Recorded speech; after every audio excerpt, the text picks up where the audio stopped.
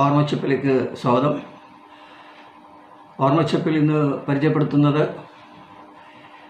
പോളണ്ടിലെ ക്രാക്കോ എന്നൊരു നഗരമാണ്.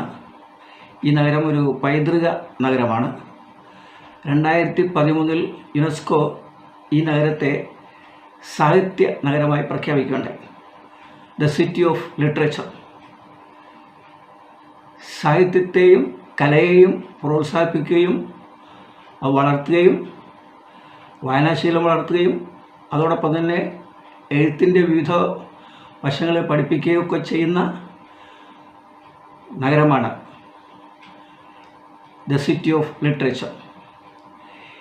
ഈ ക്രാക്കോവിൽ തന്നെ 2 സാഹിത്യത്തിൽ നോബൽ സമ്മാനം കിട്ടിയ 2 എഴുത്തുകാർ താമസിക്കുന്നുണ്ട്.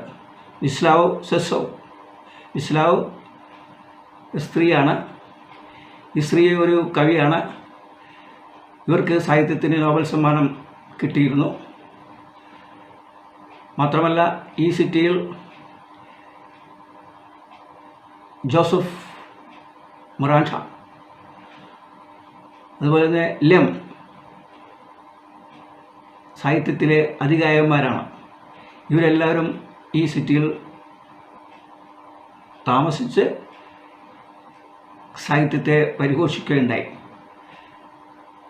ഇവർ ഉപയോഗിച്ചിട്ടുള്ള ലൈബ്രറികൾ, അതോടൊപ്പം തന്നെ ലൈബ്രറിയിലേക്ക് പോകുന്ന വഴികൾ, പിന്നെ ഇവർ ഉപയോഗിക്കുന്ന കഫേകൾ, ഇതെല്ലാം അവിടെ പൈതൃകമായിട്ട് സൂക്ഷിക്കുകയാണ്.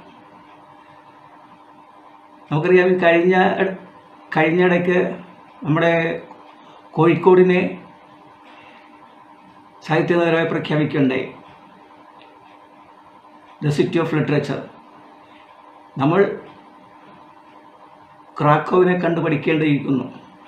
കാരണം അവിടെ സാഹിത്യ സമ്മേളനങ്ങൾ, സാഹിത്യ ചർച്ചകൾ, പിന്നെ കുട്ടികളെ സാഹിത്യത്തിൽ പ്രോത്സാഹിപ്പിക്കുന്ന പരിപാടികൾ, അങ്ങനെ നിരന്തരം, അതായത് സാഹിത്യത്തിൻ്റെ ഹൃദയമാണ് ക്രാക്കോ.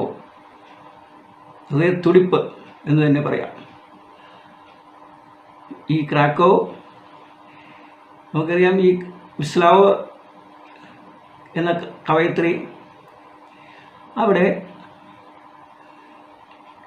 ഒരു കഫേയിൽ അവർ കഫേയിൽ വരുമായിരുന്നു. ആ കഫേ തന്നെ കണ്ടു കഴിഞ്ഞാൽ ഇവരുടെ ഫോട്ടോസ്, വിവിധ തരത്തിലുള്ള ഫോട്ടോകളെല്ലാം അലങ്കരിച്ചിട്ടുണ്ട്. മാത്രമല്ല ഈ കഫേയിലേക്ക് കയറുന്ന വാതിലിനടുത്ത് ഒരു റേഡിയോ പോലത്തെ ഒരു യന്ത്രമുണ്ട്. ആ യന്ത്രത്തിൽ ബട്ടണുണ്ട്. ഈ ബട്ടണ് താഴെ ഓരോ എഴുത്തുകാരൻ്റെയും പേരുണ്ട്. ആ പേരിന് നേരെയുള്ള ആ ബട്ടണിൽ അമർത്തുമ്പോൾ ആ എഴുത്തുകാരൻ്റെ ശബ്ദം നമുക്ക് കേൾക്കാം. അദ്ദേഹത്തിൻ്റെ സൃഷ്ടികൾ എന്തൊക്കെയാണെന്ന് കേൾക്കാം.